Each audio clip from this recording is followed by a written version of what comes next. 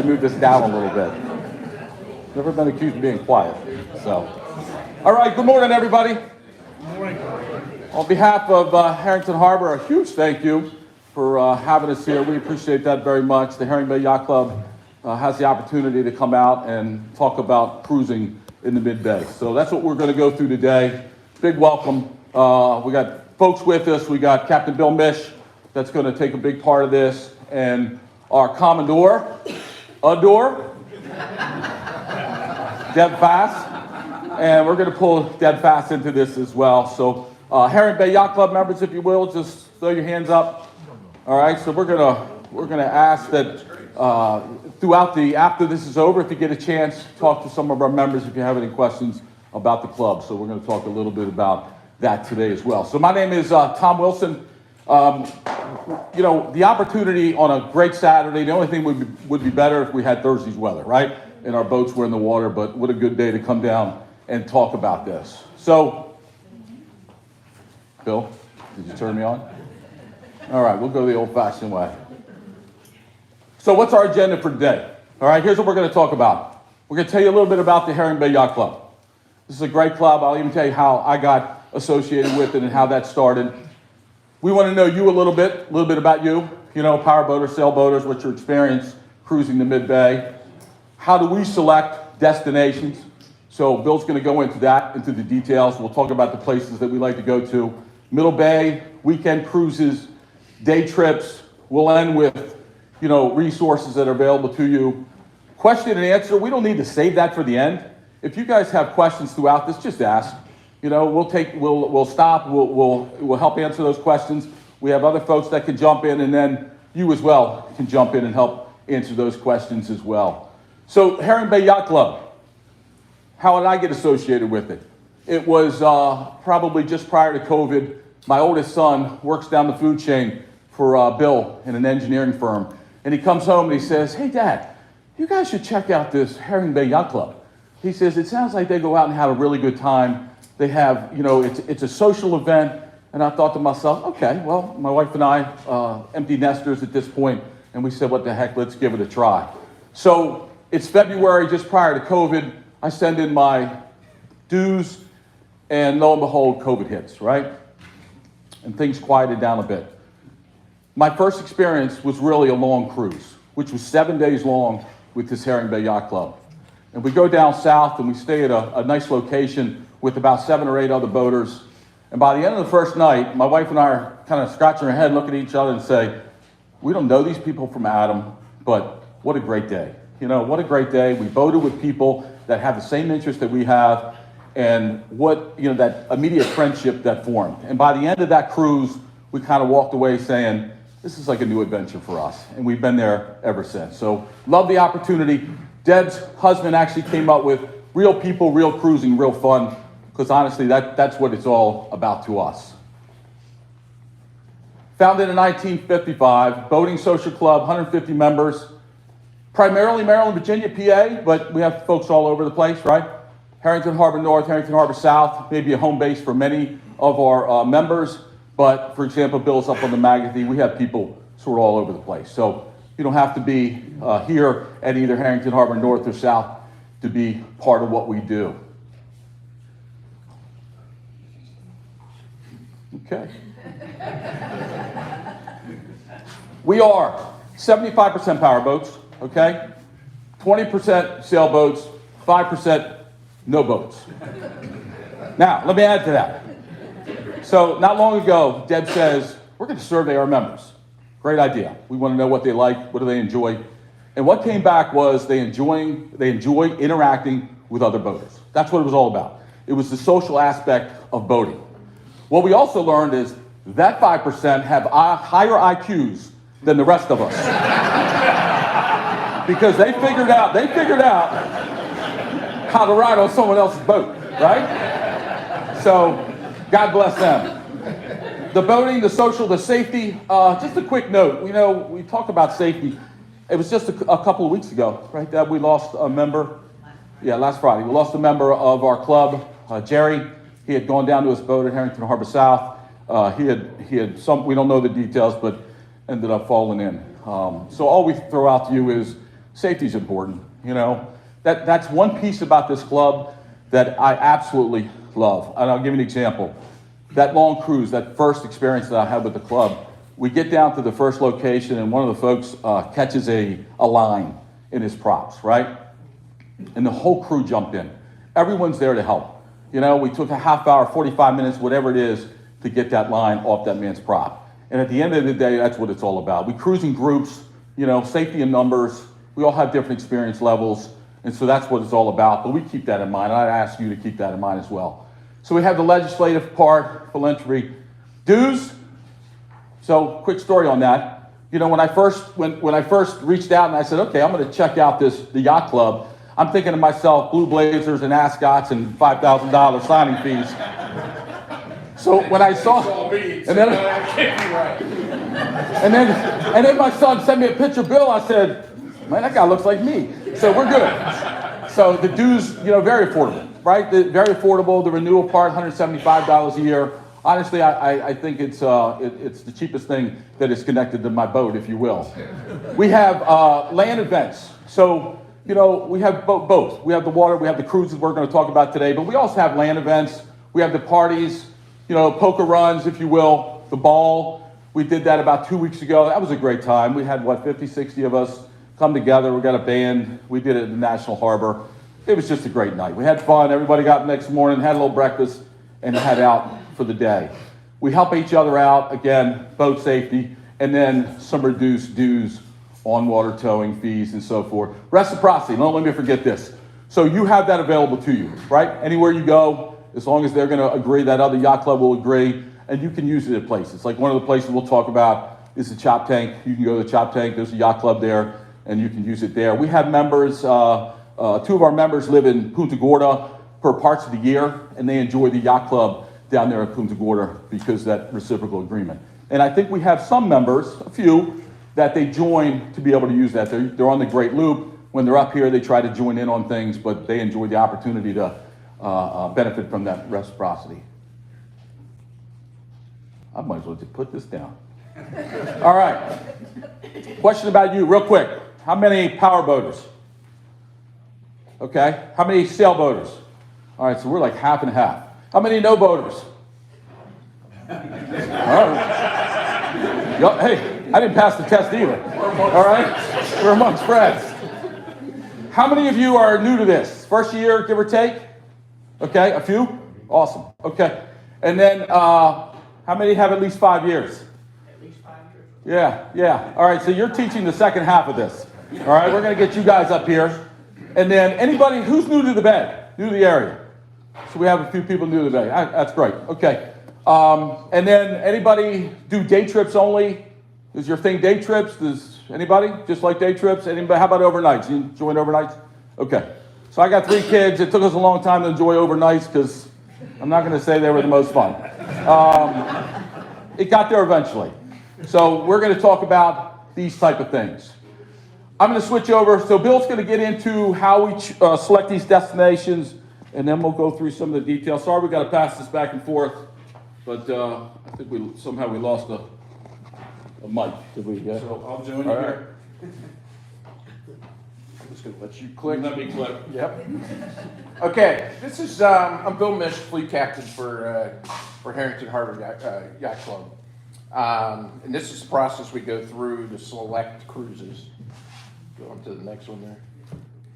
All right, typical cruise for us, we do several throughout the season, but 20 to 60 nautical miles. We want to do it in a weekend, mainly because you can get home in case something goes wrong. We always like to have a place where members can come visit us when they don't have a boat. We got the 5% that are smart, that are either riding with us or driving. So, very good. So when I look for a destination, I'm looking for nearby shopping, dining, history, architecture, local activities that you can go to, events that are happening on the weekends. Deb is fantastic about pointing out all the events that are happening around us and letting me know. And then accommodations for people without boats or people who are traveling with boats but don't have the accommodations on the boat they're traveling with. We have quite a few. I've gone on many trips with Tom, and ended up staying in a hotel with those. So we usually try to look for that. Next slide. What we look for a destination marina. This is kind of a new term, but destination marina usually has a pool, and will have a restaurant or bar on site. Very nice docks. We look for the ease of approach. We typically look for floating docks, right? We want a nice, easy tie-up. Simple, you tie the lines and let it go for the weekend. Helpful staff. This is super important. Some of our best marinas that we've gone to are amazing. I will tell you that Delaware City, they are absolutely phenomenal. Those guys go out on the dock, they tell you exactly what to do. You hand them lines, they'll spin your boat around and within a dime, and you don't have to do anything. That helpful staff is really great when you're docking. And then transportation to nearby attractions. So this is an important piece. We always look to make sure that you've got some type of shuttle, bus, or walking distance to the destinations that you're around. Or if you have a bike, you can bike there, but most of our members don't have a bike. Next. All right, so our season runs from May to October. We kick off on a Memorial Day weekend. We do Memorial Day and Labor Day. Those are usually 3 days, 2 nights. We leave Saturday, return Monday, and then we do 1 night, 2-day cruises for the rest of those weekends. We go with the minimum of 4 boats. We've gone with 20 plus, right? Which gets a little dicey when you're trying to reserve that many slips, but we usually work it out. We do 1 long cruise, typically in August, because of the weather. We have gone to Philadelphia. We went to Philadelphia, saw a Kenny Chesney concert up there. Had a great time. Yes. Oh, sorry. Let's see if we can do it. Tom, you were supposed to be on this. I got you. Sorry. We went to Cape May. We went down the ICW to Albemarle Sound. Fantastic trip. I think that was the trip that you joined us with, right? That was your first one? Sure. Yeah. Last year we did the southern Chesapeake Bay down to Cape Charles, etc. And this year we'll be going to Ocean City, New Jersey, roundabouts by Cape May, and then coming back. So usually 8 days. It's a team event, right? We're all there for you. We've had lots of different things happen during these trips. The rope is one example. We had a grounding one time. Everybody helped out to get them off the ground and back. Broken toilets? Broken toilets, yes. I wasn't going to mention that, Tom. As a fleet captain, I coordinate the travel, route, safety, assist any of the captains that have questions about the trip. Go to the next one. I think that's, yeah. Typically, we'll do what we call a land cruise during this time of the year, about March. I'll get a group of us together. We'll go check out the new marinas that we're going to, make sure some of the ones we haven't been to in a long time are still, I don't want to say up to our specs, but are still good, you know.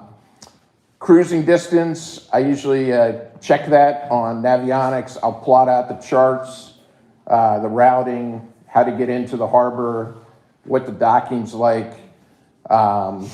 I give all that information. I'll tell you how to make the reservations. Nowadays, DOCWA. Everything is going to DOCWA, which is absolutely fantastic for me because before I'd call up the marina and make the reservation. It's going to what? DOCWA. So DOCKWA. It's an app. You go on the app, and very, very simple. You just go in there, type in the marina you want to go to, and you can make your reservation right there. And you'll log all your boat information in there when you first open it up, so you don't have to go back. It's a great tool. It's perfect, and everything's there, right? It tells you what your beam is, your depth is, when you're getting a slip. I do a briefing before the departure. Typically, we leave on Saturdays. We try to leave about 10 in the morning. I'll do a briefing about 9. We do it over Zoom. You can watch it on your phone. If you got questions before we leave, you can ask them then. And then I coordinate with you during the passage. So we have all kinds of boats, right? We have boats that are sailboats. We have boats that are going 10 knots. We have boats that are going 20 knots. Usually try to group those all together so that you're running with a group of boats that's about your speed. We try to stick together, coordinate along the way. I'll check in with folks along the way to make sure that everybody's doing well, what their expected time of arrival is. If somebody has a mechanical problem, we'll work it out so that, you know, we can get you the help that you need. So, next slide. All right. So we're going to talk a little bit about some of the destinations in town. Let's see. So we're going to talk about Annapolis as a weekend destination, Kent Narrows, St. Michael's, Oxford, Cambridge. And then we're going to talk about some day trips to Dunn Cove, West River, Rhodes River, and Lowe's Wharf. Oh, and Solomon's will do a weekend trip there. I think you're up. So Annapolis is,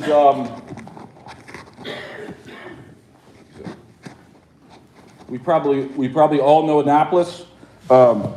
Great cruising destination. As we've noted, about 17 nautical miles, right? So how long does it take to get there? 4 knots, you know, that's a 4.5 or 4.25 trip. And of course, 25 knots, about 3/4 of an hour to get there. This is a good ride, right? As long as what? Maybe if you got a south breeze, it's great on the way there, maybe not so much on the way back. And then all you experienced boaters outside of Annapolis, what are you going to find when we get to the mouth of the Severn River? Right? A freaking washing machine, right? It could be, the floor could be like this and we're going to get beat up a little bit. So, you know, that's the one thing to keep in mind on this particular trip to Annapolis, but great ride. Several marinas, right? You got mooring balls, Spa Creek, Back Creek, bars, restaurants. What?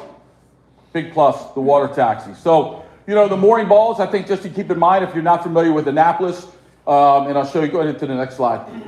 So the mooring balls are going to sit out here, right? That Eagle Alley, of course, Back Creek, Spa Creek. And so if you set up and grab one of these mooring balls, yes, sir. Question, ask away. The nautical miles, is it from north or south? South. Okay. So from north, just add probably another mile if you don't have to cut across the bar, right? Because then it's just a direct shot out of the marina. Okay. I run around the red, so I'll come out, go around the red, and then head up. So add a nautical mile or so.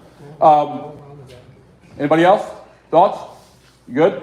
So, yeah, questions? Yes. So you mentioned dock lot. Are any of these marinas only on Snagga Slip, or is dock lot pretty much going to cover? I've only found one that was only on Snagga Slip. Most are on both or dock lot. Okay. Found a lot more, and I think dock was just growing and growing and growing. Every time you jump on there, you find new marinas that are jumping on board. Because you know, I would think when we first started, we went on that long cruise.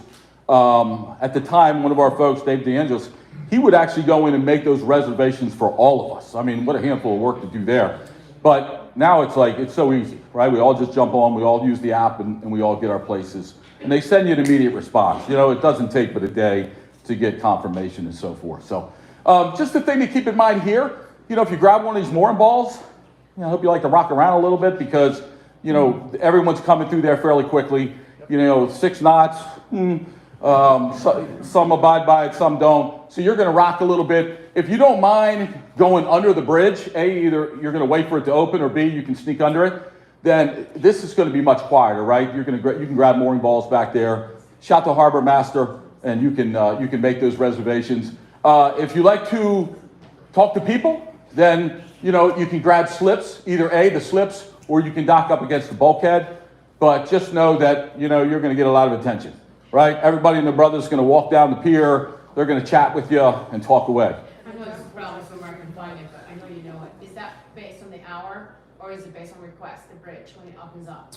That in the summertime is based on time, if I'm not mistaken. Okay. Yeah, it shuts Yeah. down, it shuts down from 4 to 6 or 5 to 7, because I almost have gotten stuck for 2 hours going up. And the other Yeah, thing you is could be the sitting out mooring there. balls you can't reserve. So the mooring First come, first serve. come, first serve. And once you go under the bridge, it's a 35, the ones right under the bridge are 35 max. So the ones off Annapolis Creek, right on the other side of the bridge, are 50 cents. Lots of room here. Again, you're just gonna bump around. You're gonna bump around all night long. And if you got a northeast wind, you're gonna bump around more, right? Because you're slightly exposed to that. You know, you can always come around the backside. You know, you can enjoy Eastport. They got some of the best, you know, right, the best restaurants and so forth you can imagine. And so some of these, all of these marinas here that you can dock in and walk that way. And then we've also stayed at another community. It's actually Chesapeake Harbor. It's a condominium association, a condo group. And we've stayed there, enjoyed their restaurant, enjoyed their pools as a yacht club. And they've got an easy way in and out as well. So, Russ, go ahead. Is there a charge on the mooring box? 35. Yes. 35 a night. Okay, then how do you pay them for it? The harbor master will come up to the boat. And then once you stay there once, like, we'll go up a couple times a year. And then when we went up in the fall, I called up and I said, this is the name of the boat. And he goes, oh, hi, Deb, I got your credit card. You want this, us to charge this one? I'm like, yep, done. Water taxis, always available. You know, that's one of the best in the business there. You know, the approaches, if you think about the approaches, just remember, especially at this point, you're talking about shallow water. Don't anchor out there. That's not going to do you any good. But when you come in, you know, these are your two approaches. Coming in, of course, there's all the mooring balls there. You're going to go through the bridge. This is a nice ride back here. And of course, going up to Seven River is a beautiful ride as well. A lot of boat traffic, right? I mean, you go on a Saturday or Sunday, and we're all there. So there's a ton of boat traffic moving in and out of here. And then if you're like Deb and you can make your 50-foot trawler dance, then you go down Ego Alley and show everybody how you spin around, you know, and head out. Some of us like to bump off things. Some of us like to show off. It's all good.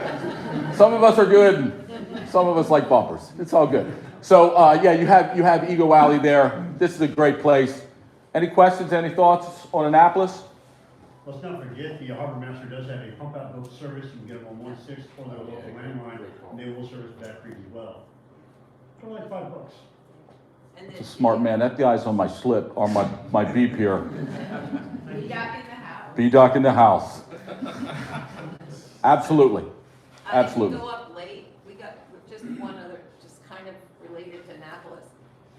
If you get up there late and you wanted to get a ball and they're gone, which is what happened to us in the fall, and then we went out and we tried to anchor, and it was deeper than we had expected, and so now it's getting close to 5 o'clock, and I'm like, okay, what am I going to do now? We went back down to the South River and went into Selby Bay, which was a great place to anchor. And it's not a long run. If you get stuck at Annapolis late and don't know what to do, you can go back down to Thomas Point Lighthouse, hang a right, and go into South River and into Selby Bay. It's pretty close to the mouth, and it's a nice anchorage, quiet. Okay. So, Ken Narrows, we're going to switch this over to Bill, his specialty on Ken Narrows. All right. Kent Narrows, very similar trip up. Get a southerly breeze or a northeaster. It's going to be a bumpy ride. One couple tricks on Kent Narrows. From a northeaster coming through Eastern Bay can be mighty choppy, so you got to watch for that. And the current through Kent Narrows is pretty strong. If you haven't gone through there, what I would recommend is go through with somebody who's experienced, or try to hit it when it's when we're in between tides.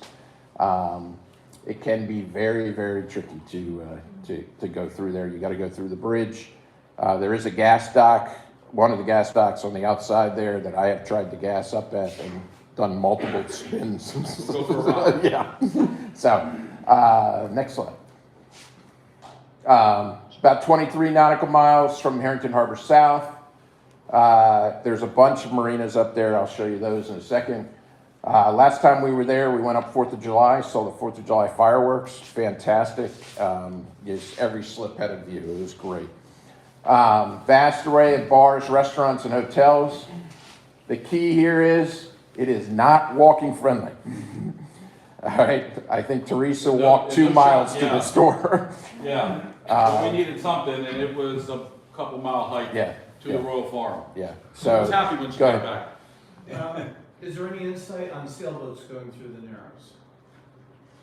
You have any We don't insight on go that? Through it slack. Yeah, Yeah, I was up there Labor Day weekend, and we left the dock at slack, and it was pretty busy with sailboats going through. But it's a cross current, so that's the problem. You get stuck on either side of the bridge, and you're waiting for that bridge to open, you're gonna be, it's hard to keep your boat straight. You get grabbed by the current up there, so just watch your timing and make sure you go through it slack, or, you know, like an hour either side of the change in tide. Going out the north end's a little tricky too. I'm sure Bo would yeah, say that. yeah, we're gonna go over that in a second here. All right, so these are the various, oh, we got a question. There was a line there about great biking trails. Yes, yes, there is some great biking up there. We got like the wooden boardwalks and Yep. so forth. Yeah, take you out, almost run you along Route 50. Cool, Yeah. thank you. Okay. Let's see, various marinas up there. We typically stay at Safe Harbor, but we've switched it up over time. There's what is it, Red Eye Bar right across from Safe Harbor, I think. Deb, Red Eye Dock Bar, yeah. was that Which one? Sorry. across from Safe Harbor? There's Red Eye, and Red Eye Bar. There's another one. there's another steakhouse up there that we go to. One of them closed. There's, Harrison's Crab House is great. You want crabs, Yeah. crab soup, you name it. Yeah. The other restaurant recently closed, I believe. Fisherman's? Fisherman's is a little bit of a hike, so you're gonna have to hike underneath the Route 50 and get to the other side. So really on that side, so if you're on the north east side of that bridge, then you're gonna be a little limited. It's probably Harrison's and Yeah. of course that bar is open until wee hour of the morning. As we know. Okay, next slide. I think. All right, this is just a little bit about the north approach. Very shallow and very narrow run there. It is very well marked, but if you have boats coming at you, you're going against, it can be a little tricky. Just watch your depth, stay in and go slow as you're going through there. If you get off to the side, it's very, very shallow, very, very quickly.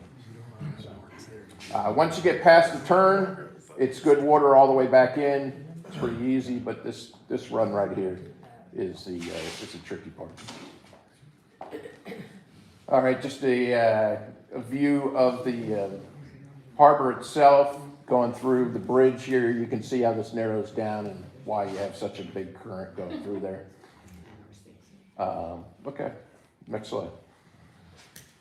All right, we're going to switch gears to St. Michael's. Great trip. One of our favorite places to go to. St. Michael's from the mouth of Herrington Harbour South. You've got 23 nautical miles. You got to cross that bay. So again, if you've got a big south wind or something like that, you're going to have. It's not too bad. You're going to have it at your stern a little bit and hitting you from the back right side. Once you get up to the eastern bay, if it's coming from the south, walk in the park, and if it's coming from the north, you're fairly protected. Of course, you're gonna make that run up, go around the top, and then start to slide back down. About an hour and a half is what it takes me. I'm running probably 22 knots or something like that. Is the ride for me. Lots of marinas, lots of hotels, great places to go. It seems to change a lot, so that shopping along Talbot Street, I think if you haven't been there in a couple of years, the shops are always changing. That's what we've noticed, right? I mean, there's some staples there, but it seems to have a lot of, lately, maybe COVID, it seems to have had a lot of turnover. There is a brewery that's down the road a little bit, great place to pull up, try out their beers. I think they have wine as well. Water taxi's great, There's some places I certainly wouldn't put the hook down around there. Yes, sir. I was just going to throw out for the car fans and car restoration fans, there's a really nice car museum in St. Michael's. And they also have a school that's attached to it where they mentor and teach younger generation folks how to restore cars. and the collection rotates. So it's probably a half a mile from the heart of town, but it's also worth your trip. It's a nice, it's a fun spot. Very easy. Distillery in the winery. Yeah, yeah. The distillery, that's a good time. Do tell. Do tell. Chesapeake Bay Maritime, that museum, oh my God, it never gets old, right? So you take either your kids or you take the grandkids or you just take yourself. I mean, I think I've been there 20 times. I typically will, the first time we go to St. Michael's, I'll call them up and I'll pay the fee, right? And I'll join, probably money well vested, and then I get a slip, and they charge you nickels, penny on the dime to stay here. And their slips are good. The only thing that if you do stay here, and I'll show you next slide. Let me finish this first and I'll show you on the map. Cruise up Easter Bay, we talked about this. Boat, okay. So, yeah, there's often boats anchored out, and I'll show you where that is. And that harbor, it's like Annapolis. It's definitely going to be a busy, busy place. So, the Maritime Museum, you're coming in this way. There's some shallow here. There's some anchoring here that you can do. I'd be careful here. I've had trouble holding out here, I've gone, so this is very shallow, but even out here, I've had some trouble. It was blowing probably 10 to 15. I came back and I'm like, oh, well, that wasn't where I left the boat. So, and that's not a good feeling, right? So, not a good feeling. So, it just be, You're having lunch and you can see. yeah. And you're like, where's that water taxi? Because I ain't swimming that fast. Yep. So with St. Michael's, Chesapeake Bay Maritime Museum Dockmaster, I had trouble holding, we were there 2 years ago, and it's muddy. So a Bruce anchor is not going to work real well, or a plow isn't going to work real well. He said stick with a Danforth. We used our Vulcan last time and it worked. So just a thought on that one. And if you use a Danforth, if you have a Fortress and you can drop it down to the 45 degree versus I think the regular is 30, you probably even do better. Yes, sir. You go right ahead. It's your map. I anchored right here about 3 years ago, How'd that do? and it messed up my engines, like everything dragged. Yeah, It was supposed to be deep enough. yeah, Bad weather, and then the next morning, my engines didn't work. right. So not a good time. Just a point to note to check your insurance coverage, because our insurance policy had an exclusion for St. Michael's. Really? Who's your insurance, by the way? Just Geico. Uh-oh. So lessons learned. Yes, sir. Back right up to Foxy's, and you don't have to wait very far, because you just fall back on your. That's a smart move. Man who knows. And you've done that how many times? Foxy's. Now that's a good name. So yeah, coming in and out of here, a lot of traffic. If you're just coming in for the day and you stay at the Maritime Museum, and I'm telling you, it's the cheapest place in town. And that dockmaster, what a good kid. I mean, yeah, he'll help you out any way, shape, or form. But just keep in mind, like he's put me like around here a few times. Have some bumpers, right? I mean, have the biggest dang bumper you can fit on your boat, because it's like Annapolis. 6 knots is only in the eyes of the beholder. So they're coming through here fairly quickly. You've got a large commercial vessel that's running tours. When that boat goes in and out, they leave a mark. So just, make sure you've got plenty of bumpers. There is skinny water here. If you can take skinny water, you could probably get in there, but I wouldn't count on it. And then they've got new piers lined up right here, which is a great stop. And then you've got other marinas. Go ahead to the next one. Oh. Yeah, perfect. So, St. Michael's Harbor, that's a beautiful marina. You got these. I've stayed at Higgins. They've been very helpful. If you go in for the day, you just call them and say, hey, can I stay for 4 hours? And, chump change, and they let you tie up somewhere. So that's been a good stop for us as well. My experience has been, and I'm not going to drop an anchor at St. Michael's again. It's not worth it. I have a Fortress. Yes, I probably could change the angle to 45, but, honestly, it'd probably take me a half hour to do it. And so, to me, it's just not worth it. That time I watched my boat move, was like, oh, okay, I'm going to pay a couple bucks. I'm going to figure out a place to stay in here. So, question? Just gonna say, St. Michael's Harbor Inn, if you stay there, your slip fee includes breakfast, and they've got great bikes that they'll let you use to run around town, so. Good point. Perfect. They charge a resort fee though, right? What's I that? think they now charge a resort fee. Yeah, they do. Yeah, they used to give you breakfast, I don't know that they No, do it's a anymore, I resort think fee. that ended, yeah. We got 1, 2. Go ahead, sir. I'm just gonna take the other side of what you said. We 100% anchor out there, and we've been out. You've had good luck? Close and have never dragged. Good. Danforth. I'm going to go with you, and you show me how to do it. Because I'm screwing something up. I kid you not. Yeah, so you're using a Danforth? Okay. On Sylvan. Yeah, and you're putting out plenty of line, and you're not changing the angle? Are you using a Fortress? No, we're not changing the angle. Okay. Okay, gotcha. Hang out with us. Yeah. Yes, sir. Check it out, if you have a friend that's Chesapeake Bay Yacht Club, it's the first level, they'll let you stay for the day at the cheap rate if you use your friend's number, and it's okay to do that if you wanna check it out, but it's a great deal, you're right, it's worth joining. Yeah, Good. And on the Maritime Museum too, if you don't go to the initial, I think the lowest level membership is like $125 or something.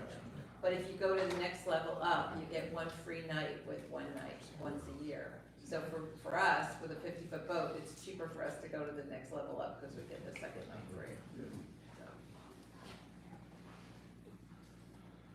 And you get discounts at shops too. Nope. Got it? Yeah, man. All right, Oxford, the great alternative to St. Michael's, about 26 nautical miles. Straight across, same type of run coming down. If you got a south wind, same deal, right? You got waves on the side. You're gonna be a little bit bumpy. All right. 3 major marinas there: Safe Harbor, formerly Brewers. That's the biggest. Most of the time we stay there because of the number of people we're going, and we were able to get that many slips.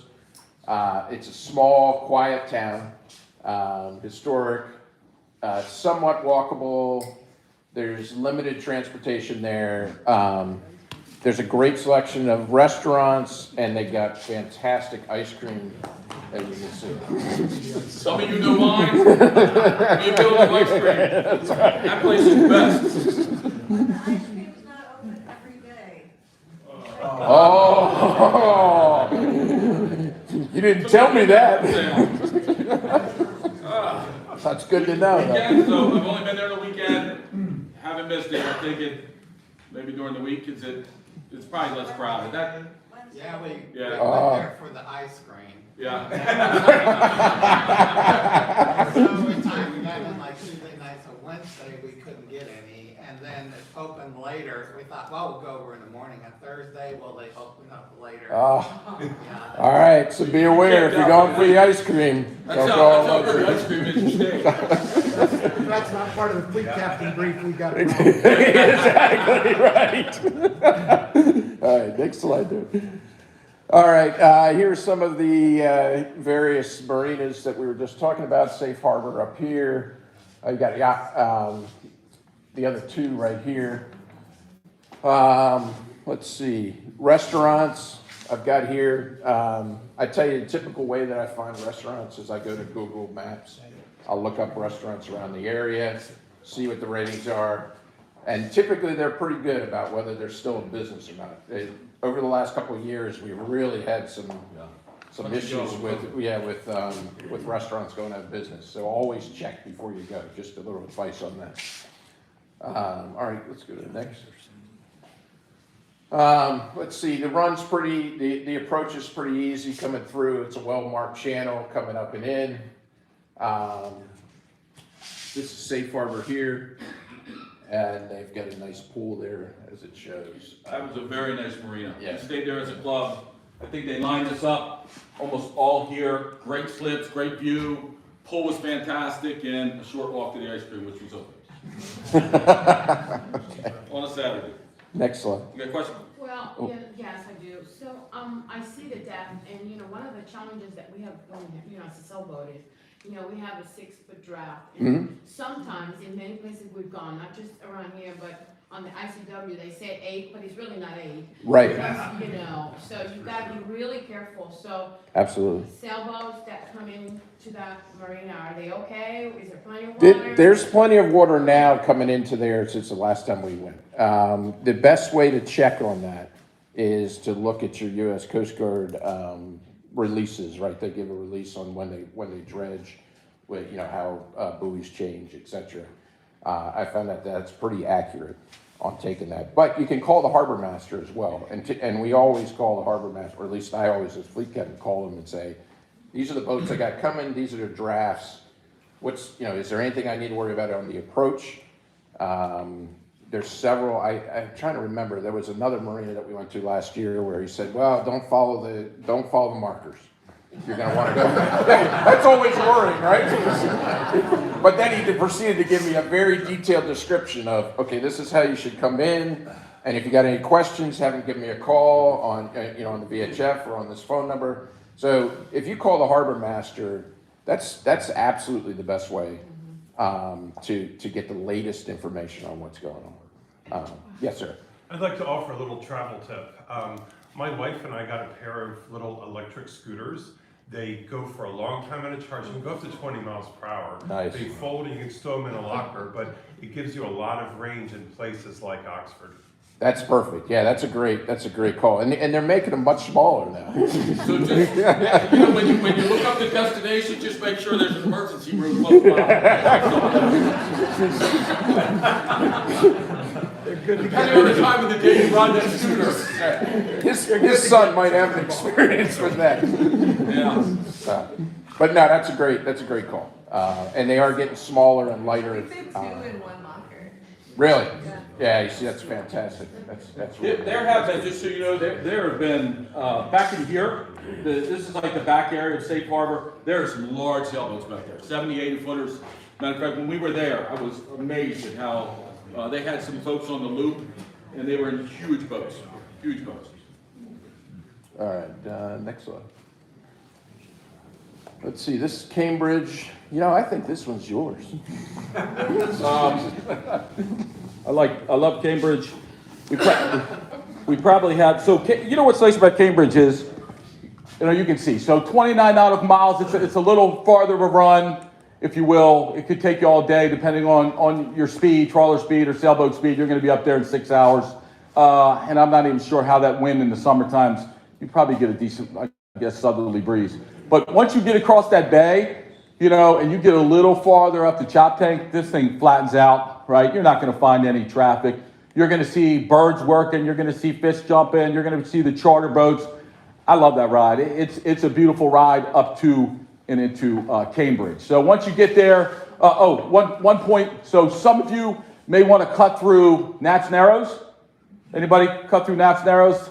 Okay. So some folks like cut through Nats Narrows. Going in from the west, the water's been tricky.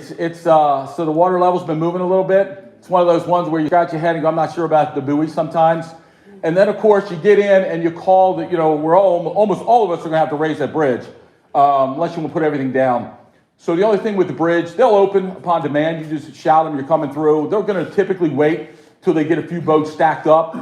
Only thing, it's like Deb was talking about before, the only thing to worry about is, as you're waiting, there ain't a lot of waiting room. So, if you don't have, if your boat is difficult to keep in a single position, you're going to move around a little bit. You're going to be jockeying the throttle and the transmissions and playing with that all day. Yes, sir. I was just going to add, so we go there every year, and the dredging definitely has caused draft issues where they recommend you pass the first red marker on your floor side. It's not that fast. Okay. That's good. Good knowledge. So I have, another one? Yes? Yeah, can you make any recommendations? Because every time I go through Naps Narrows, I sort of drag through there. And is the silting always that bad? And so Tom's recommendation, go around south. I just have not had, and I'll tell you this, it's never taken longer. I mean, it's a little longer, right? Because you're going around the south part. But there is a cut through. So, you're going to see on your chart, you're going to see all this shallow water. But there is a cut through. There is a clear, it's north of, right, the Leaning Lighthouse, and there is a clear cut through. And depending on your speed, it might take you a little bit more time, but less headache. For naps and arrows, any recommendations for lining up to, because that outer marker, if you line up properly, you can kind of shoot into the turn. Anybody help with that? Go. Slow down. If you got a fisherman coming on, get fast, they're gonna pass you and just follow his route. They'll cut inside. They usually hug the southerly side if you're coming from across here. Yeah, local Stay more knowledge. south than north. It's good. Okay. Ignore the marks. Just trust your judgment. That's always scary. Speaking of cut throughs, it's a little bit off the topic because you're over there, but between here and Herrington Harbour South, go all the way down or cutting through, is there any conventional wisdom about it's really stupid to try to cut across, like in Herring Bay? So I watch these 40 and 50-foot bay builts cut right across that bar. I don't. I've done it. I've got a little really old Boston whaler that, probably draws a foot, and I can go across all day long. But I've seen places where all of a sudden I'm at 6 foot, and then I'm at 4 foot, and I've hit somewhere that I was at 3 foot. So I don't want to run it with my inboards, and I figure I just tool around. But Is there a simple rule like it's okay at high tide? high tide's probably, anybody want to guess? I mean, it's probably 7-8 feet at high tide. Yeah, what's your draft? Like 4 feet? Yeah. Yeah, probably okay. So if I don't know how many people here have grounded a boat. Grounding here, so. Haven't yet. You will. So, If you haven't, you will, yeah. So I'm a former New Englander. When you ground a boat in New England, you lose parts. Yeah. Because you're hitting rock. And, Yeah. and I went out in a sailboat starting at 4th of July vacation, reverse low tide, cans drifted, hit a 3-foot rock and pulled the keel out of the bottom of a 38-foot boat, and darn near sunk. Yeah. It's not worth it, is my point. My rule of thumb now is I won't go over anything that isn't double the amount of feet that's on my chart plotter. So that's my rule of thumb now, and I keep the pieces on my boat. Here you got a lot of sand. I draw 3.5 on my power boat now. I crossed over to the dark side for a while, sorry. And so I would go across there on the high tide. I have on 2 occasions, but when it's been a good high tide, like 10 feet. Yes, sir. I draw 3.5. I'm here at the North Marina, and we had to get towed last year. There you go. And towboat came out and hooked me up and went smack dab across the bar. And we got in, and I said to him, you went across the bar. I wouldn't go across the bar. And he just flat out told me, he said, I know exactly what your boat drafts. He said, I've done this trip 12,000 times. I knew exactly where to go. He said, don't ever go across that bar. Yeah. It's just not worth it. Yeah, yeah. And there's a lot of Just save a couple minutes. Yeah, there's a lot of traffic going around there, and when we see you grounded on the bar, we laugh. I don't. I come in to show the love. I cry a little tear, but Go around. Yes, sir. I'm cautious to hear anybody talking about, hey, let's check it out. I'm looking at the chart right now. That bar is filled with 1.9s, 2.9s, and 3.9s. Yeah. We have an 18-inch tidal range here.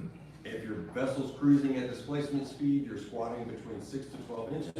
If you're going a little approaching right up to displacement speed, you're squatting as much as 18 inches on a 50-foot boat. Why would you do that? What chance? Good analysis. You know, those charter boats, they fly across it at 18 knots, but they also have a keel protector. You know, they hit bottom and they just lift up a little bit and add power and go right across it. You know, fortunately, we don't have a ton of rocks, you know, in this part of the bay, but yes, sir. And I think that's what leads people to a lot of Yeah. is they see those charter boats going out and they see them go across there. I've seen them all the time, and you kind of look at them and you're like, well, those guys are out there all the time. No one knows the water like they do, so they can go across there, Right. so can I. That is And it's a why. whole different boat bottom. That is why I think it's okay.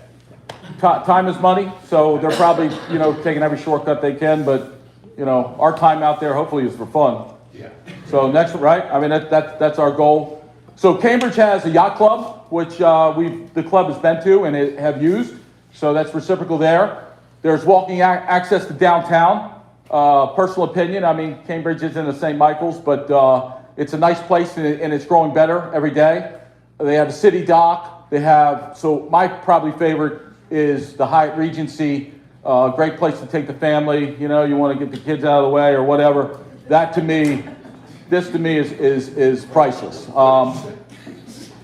And then I even took my grandson recently. Man, I had a great time. But there are a couple things I'll show you in the photo that you got to keep in mind. And then they are starting to charge a resort fee at the Cambridge Hyatt. So it's the regular fee, which weekends it goes up, and then of course a holiday, they get you pretty good. Like we said, large river, plenty of places to eat.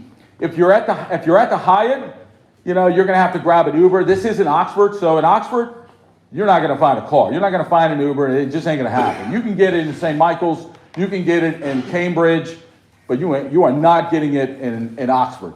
But they have great shops. Again, they have a brewery in town. They have a variety of festivals and special events that you can go to. So Cambridge is a good stop, and it's a great ride up the Choptank.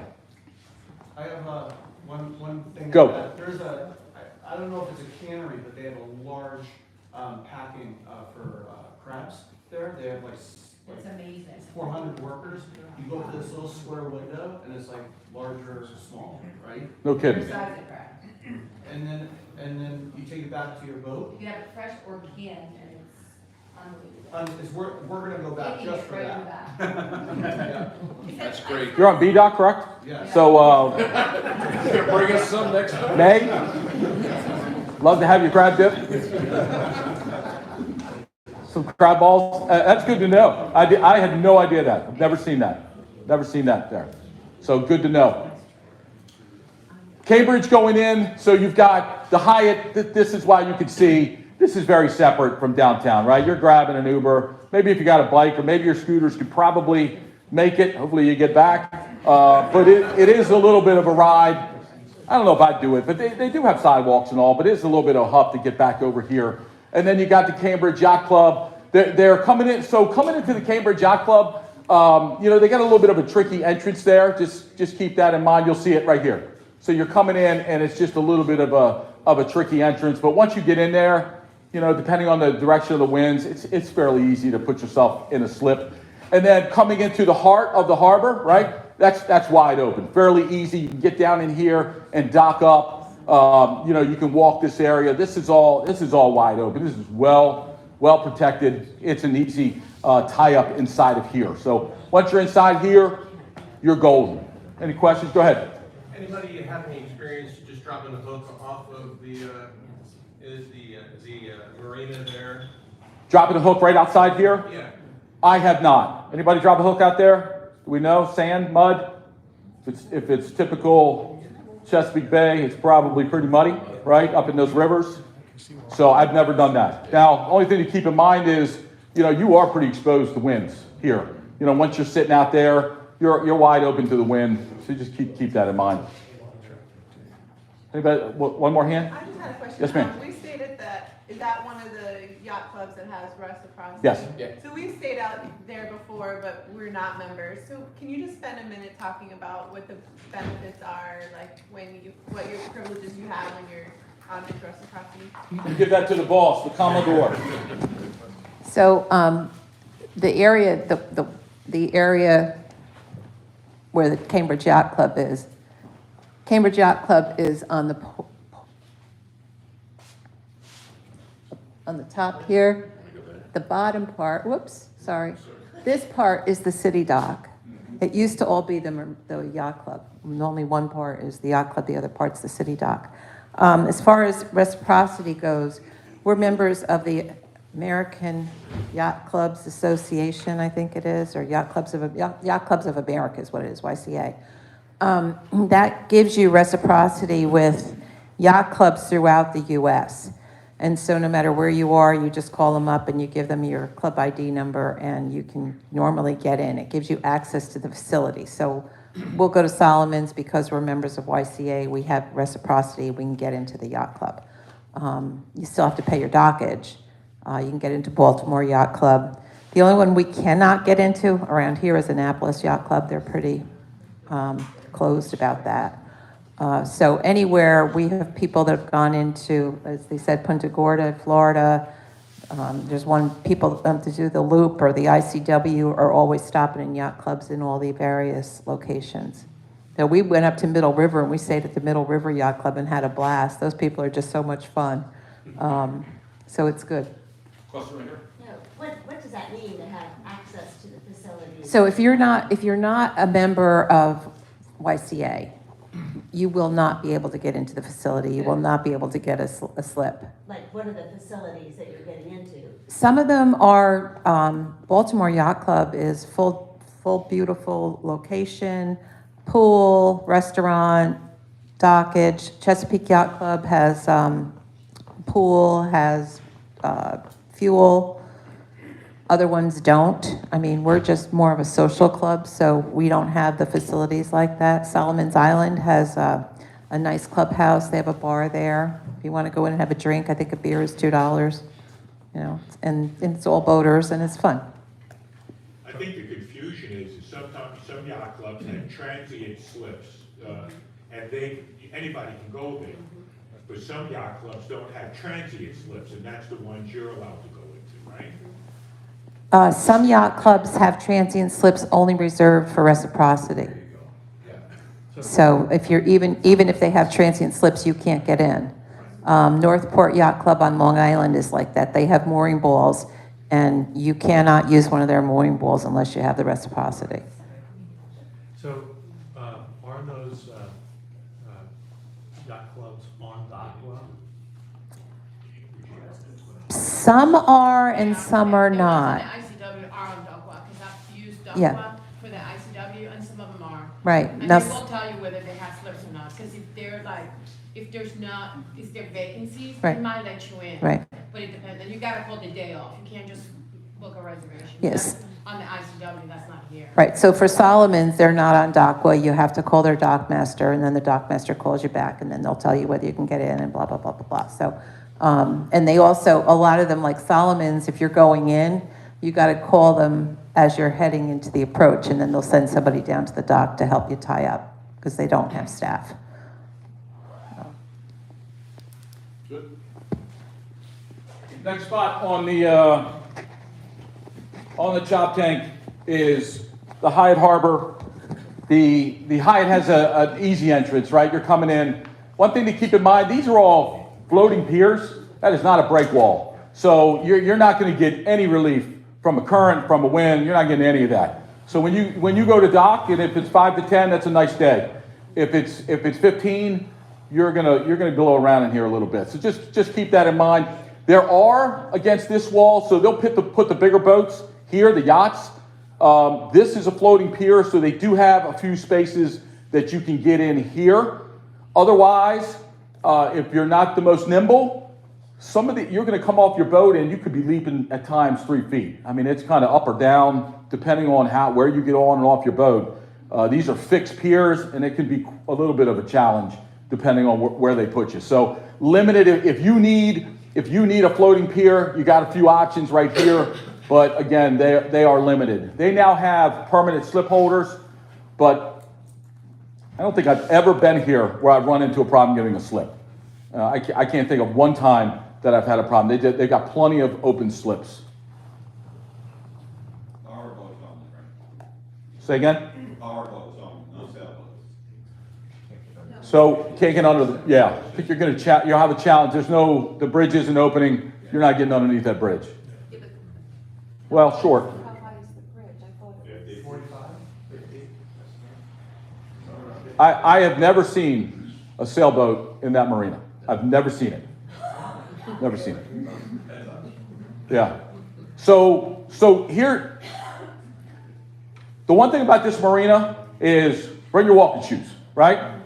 That is the one key piece here, because you are going to huff from here down that beautiful shell, right? Oyster rock walkway down here to the pools, to the bars, to the restaurants, you name it. There is a place right here. There are picnic tables.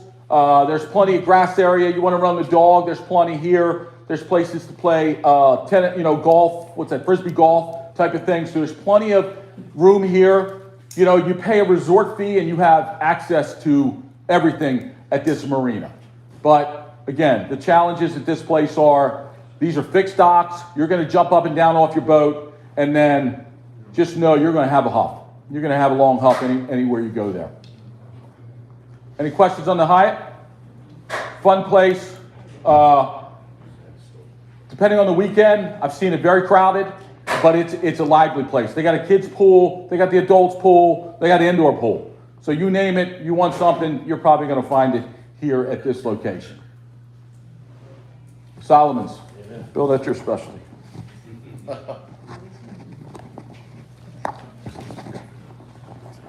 All right, Solomon's Island. How many people have been to Solomon's? Yeah, fantastic. All right, great. Solomon's is a great trip. Let's go to the next slide. It's about 30 miles. The one thing is when you go down to Solomon's, you're committed, right? There's not much else around as you're going down. If you have trouble, you need to tuck in someplace, you're definitely committed going down there. Watch the weather before you go. If you get a south breeze picking up, you might not want to go down. It has a whole wide variety of marinas, plenty of food, shopping, history, entertainment. Calvert Marine Museum has some big name entertainment acts that come in there. We always have a great time down in Solomon's. Fantastic place. Next slide. As I said, biggest downside when you're going below Herrington Harbour, you're committed as you're going down there. There are restricted areas on the way down, particularly the natural gas dock.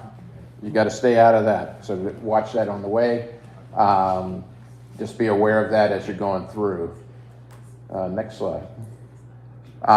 These are the various marinas down there. Zanheiser, Safe Harbor, typical one that we stay at. What's that? Spring Cove, yeah, that's right. Spring Cove right up here. So it's those two are really good ones that we stay. They usually have enough slips for us to stay at and a lot of amenities. Any questions about Solomon's? Yes. I have a comment. We usually stay at Zanheiser's, and the nice thing is, over the winter, they were supposed to switch out to all floating docks. That's great. That's fantastic to hear. Their restaurant is open and very good. Okay. Yes. Yeah. Restaurant is great. That's true. That's true. Early bird special. But they do have reservations. Sir, did you have a question? Just can you repeat the best marinas for that area? So I'll say best from our perspective as a club, but because of slips. Safe Harbor, Zanheiser's, and Spring Cove are the two that we usually typically stay at. And if Zanheiser's is going to floating docks, that may top the list now. Does Zanheiser's have a pool? Yes. Yeah. And a barn. Yeah. Checks all the boxes. All right, let's go to the next. Coming into Solomon's, there's this bar here. So you're either going to go around it or you're going to go behind it. Either passage is fairly well marked. Just make sure you don't go in between it. So stick to the markers. Very deep water there on both passages. Tom, anything else to worry about there coming through? I don't think so. No, it's pretty wide. It's pretty good. Yep. All right. Tiki bar. Tiki bar. Tiki bar is a very interesting place. There last year, we stayed at the yacht club. There were 4 boats, and we had 4 boats the one night. And we stayed at the Solomon's Island Yacht Club, and we decided we would go to the Tiki Bar. I have seen things I have not seen in a very long time there. I mean, I thought people were going to fall over and die. I thought other ones were going to collapse the chairs. I mean, there were just all kinds of people there. It's very, very interesting people watching. And then we got back to our boat and saw the police, so. Were they coming to visit you? No.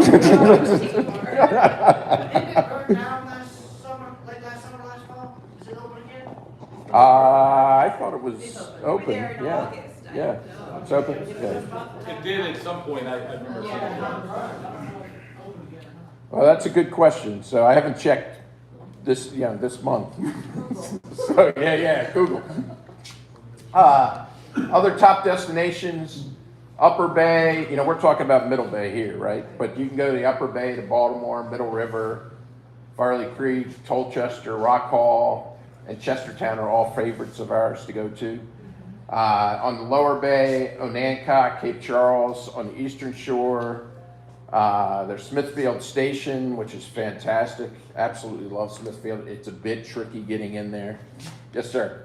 Just on the Delaware, just inside of Delaware, cuts Chesapeake City, isn't it? Yes. That's right at the start. Yep. That's fantastic. Yes, sir. We fully agree with your Lower Bay selections. We love them. But we have been tempted to try Deltaville and Reedville. Yes. But when I look at the Navionics charts and read the reviews, I get a little scared off by depths and the channels and all.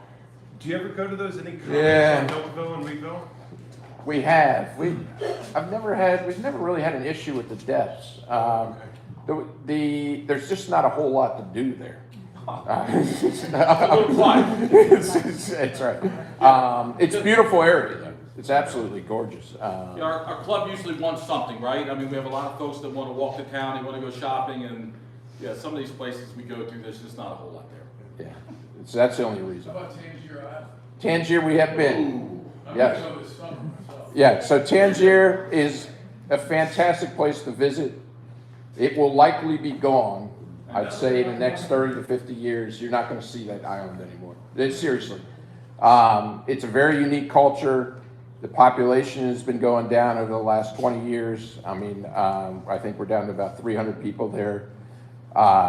Fantastic to go visit, meet the people, talk to them, see the shops. I have been there many, many, many times. Smith Island is another one. Not as good for the slips and whatnot, but another great place, another kind of hidden gem to go visit. I do have a question on Smith Island. Yep. So is that, I mean, I guess you could go down south and cut around and come up, right? Yeah. And is that pretty hard to do? Like, I know that there's some parts of Smith Island that are like, So, of course, I have to yeah, if you're going to Smith Island, you're going to want to stay on the outside. You're not going to want to run from Tangier to Smith. There's many, many, many islands there that have, disappeared, but they're still there from the standpoint of it's very shallow and there's a lot of rocks.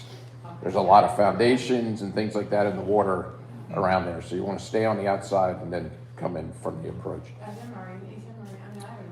So that's the other piece. So there is a very small number of slips, no amenities, but worthwhile a visit to. But on both on Smith Island and on Tangier, like for Tangier, I know there's not much water in there. So if you want to go to Tangier, and make sure you have enough water, you can go into Onancock and take the day ferry. So there's a ferry that runs right from, and then Crisfield, you can get into Smith Island and Tangier. Is it Tangier that has had Mr. Parks? Yes. So Mr. Parks has passed away, unfortunately. Yeah. So one thing to think about Tangier is when you pull in there and you make that turn to back into your slip, you might want to start about 3 or 4 up from wherever you're going in. The tide is right. That tide is smoking. Yeah.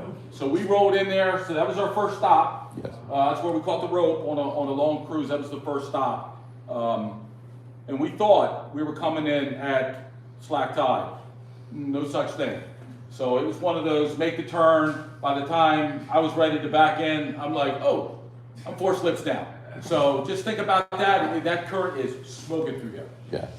The one he has about, Say again? which one he has about. Yeah. Parks. No, Parks has more than that. Yeah, I think we had, safe slips? Yeah. Yeah. Deep water slips, yes. When you bump off that piling and it leans 45, you're like, oh, how's this going to work out for me? Yeah, there's probably some shaky ones in there. So I'm not sure who's running that now. Used to be you just pulled up and you paid Mr. Parks. Right there, there's no reservations. I think calling everybody Jack. Yes, Jack. He's Jack, he's Jack. What's happening, Jack? That guy was a character. Yeah. Tie off and somebody come get the next day. Yeah, yeah, and I think that's the right That's the approach. new way. Yes, And sir. I just want to add one thing, so Baltimore, usually you want to get in before sundown, but that's a place where you want to come in at night. It changes the whole trip. Oh, nice, yeah, yeah. Yeah, the lights and all. Yeah. Yeah, that's great. All right.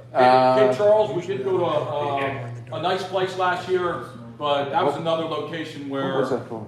nothing really matched up, you know, there were no good markers going in. I was a Ooh, little scared. that was skinny water. We all bumped. I mean, it didn't matter what you drew, Yeah. you were gonna bump going into. That was skinny water getting into place in that. Cape Charles. Beautiful place, beautiful marina. We're just gonna recommend for Cape Charles, it's worth it if you can reserve, a golf cart, like Yes. earlier for the Yes, summer. you nailed it, yeah. See so much more Yes. with a golf cart than Yep. you can walking. No, that's a great point. Yep. But there's 3 marinas there, okay? There's the town marina, then the Herring Bay, marina, and then there's the fancy resort marina. Right. Yeah. The resort one's nice. Yeah, Yes. that's the nightmare. Yes, yes. But the other 2 are just fine. Plenty of water, you got all that commercial traffic, there's Right. plenty of water back there. Yep. Yep, you're right. Didn't the town marina sell to a private last year? Because I know we tried to get in there and they were just in the middle of transition. Oh, really? Okay, so I haven't It's heard all that the yet. same- It's all the same place now. Okay. You can make a request on which side you want to be, but it's all done. It's all by the same, okay. Well, that's good to know. All right. Let's see, cruise in the Middle Bay, anchorages and day trips. So, as I said before, we try to do at least 2 raft ups per season. These are the spots we have, I think are really nice spots. We try to go within about 20 nautical miles of Herrington Harbour South. It's a day trip. We raft up, if there's a restaurant there, great, that adds to it, but doesn't have to be. We usually raft up with, 4 or 5 boats or more.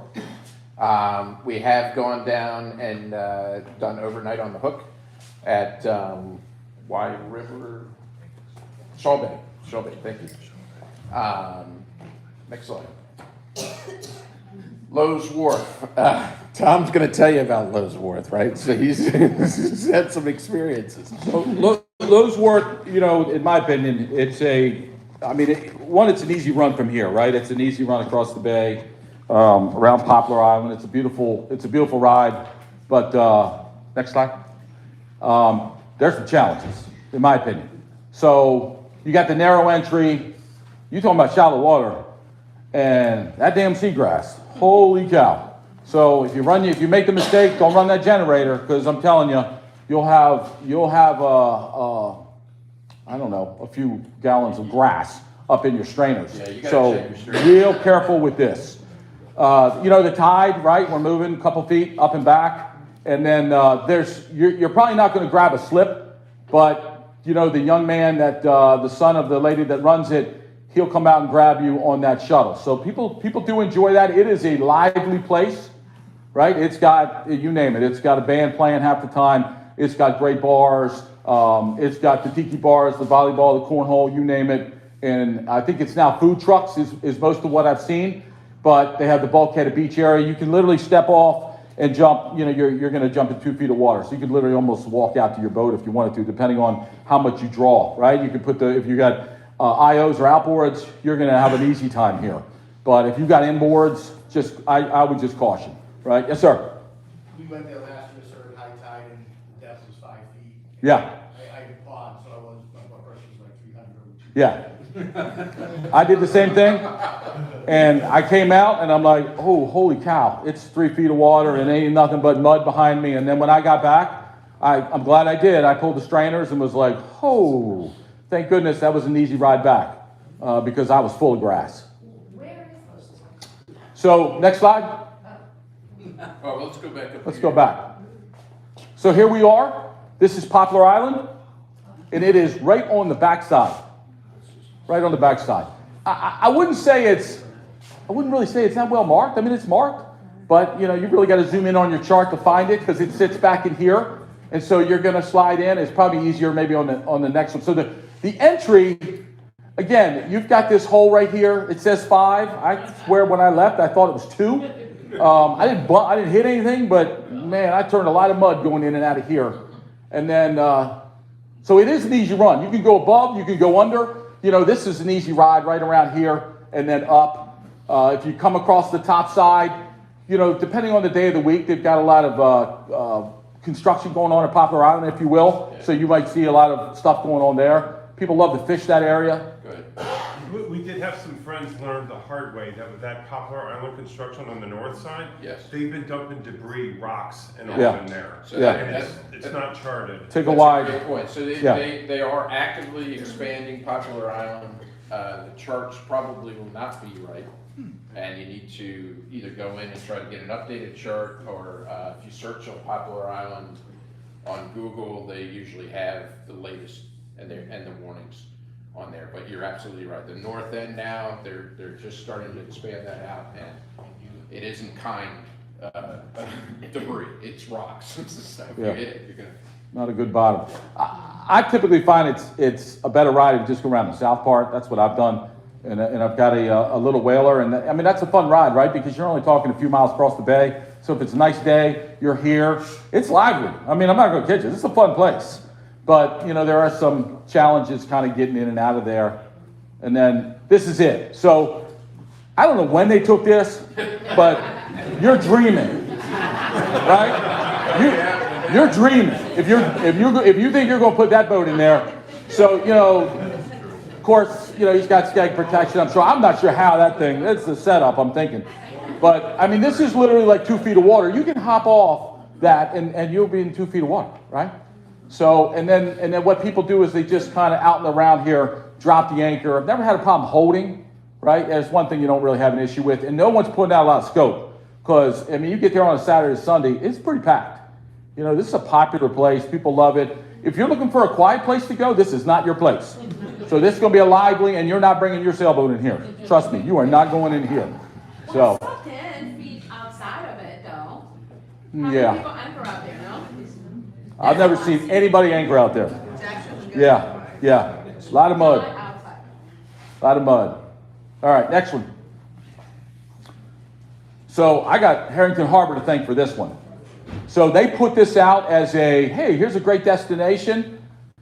We love this place, okay? Love this place. So we did the ride. We came out. We went around the bottom. There's a great cut through, plenty of water. It is clearly marked, and it's just a little bit north of your Leaning Lighthouse, okay? You can cut right through there, no issue. Well marked both sides.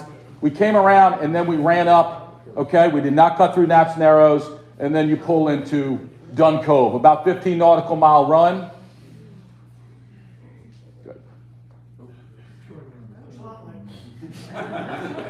You know, a little bit longer if you ride around the bottom. Best kept secret. That was their words, and I kid you not. It's been one of the most beautiful places we found. Scenic, calm, good for the bottom. You name it. You had no problem holding here. There's not a lot of traffic. There's beautiful homes back there, but they're all spread out. There's just not a lot going on back there. It is an absolute peaceful day. One thing you got to worry about, according to my wife. There's a shark back there.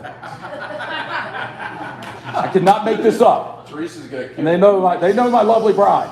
I'm exaggerating. She's kayaking and she swears she saw a fin. I said, "You sure that wasn't a skate?" But it was all good. If you have a dinghy, if you have a pad or a dinghy or something, is there anywhere to dinghy in to walk a dog or something? Yeah. You can find some locations. The homeowners, you know, it seems like a very pleasant place. I don't think anyone's going to mind. There were a few places in here that I found up in here that you have some stretches of beach that if you ran a dog, I don't think they would care. I actually pulled the kayak up in, I want to say it's up in here, you know, and I had the dog, so let her out and, you know, she did her thing, ran around a little bit and so forth. That place was so tranquil, I could have stayed there forever. Just a beautiful place. That's probably a really nice place to drop your hook and stay for the night, you know. Not a lot of breeze. You're not going to get any wind. You're well protected. So if it's a hot August, I don't know about that one. But the only thing you got to worry about going in, I avoided that. I didn't avoid it. I was close to it, and I swear I don't think it said 6, and I don't think it was 6. So there were a couple little shallow spots, but all in all, that's an easy place to go through. And then, of course, I avoid that like the plague. If you do cut through it, you know, it's an easy ride. It's not far from here. You're just going to now you do have to come down here and circle back up. But I just come right across, just south of here is going to be that opening, and you just go whoop and straight up. Dun Cove. Good place. Naps Narrows. This is yours. You want to take that one? This is yours, man. Oh, This Naps is all part Narrows. of the trip. Yeah. This is, we're jumping, this is. Oh, Weston Road River. All right. So these are great locations. These are easy rides from Herrington Harbour. As you see, about 15 nautical miles. This is straight shot. So if you got a south breeze, the wind's going to be at your back. I will tell you more than once, and I thought somebody was talking about it beforehand, but if you leave out of here, and the end of the day, who was it? Was it, I forget who was, you guys. Yeah, it's happened to me more than once. I've left out of here after a really nice long day, typically I'll go on the road, and I made that cut and started to come down the bay, and I was like, what the heck just happened? It felt like we were in 3-footers, and it was banging all the way home until we got a little bit protected behind, where Herrington Harbour South jets out a little bit, and then the water got a little calmer, and we were able to get in. But so if that wind's out of the south and that picks up in the afternoon, just keep in mind, that could be a bumpy ride home. But it's an easy ride, it's a short ride. There's 2 options up there, West River, Road River. Approaching the rivers, Herring Bay, watch out for the shoals. I'll show you where that is. And then, who's experienced these stinking crab pots? I'm not sure if there's anywhere else on the Chesapeake Bay that has more crab pots than the entry to the West River. There probably is. But this place is loaded, and they do not believe in following that direction that says, flow-free channel. They don't believe it. Because this place is a challenge. It's crab pot heaven, so just keep your eyes out for those as you come in.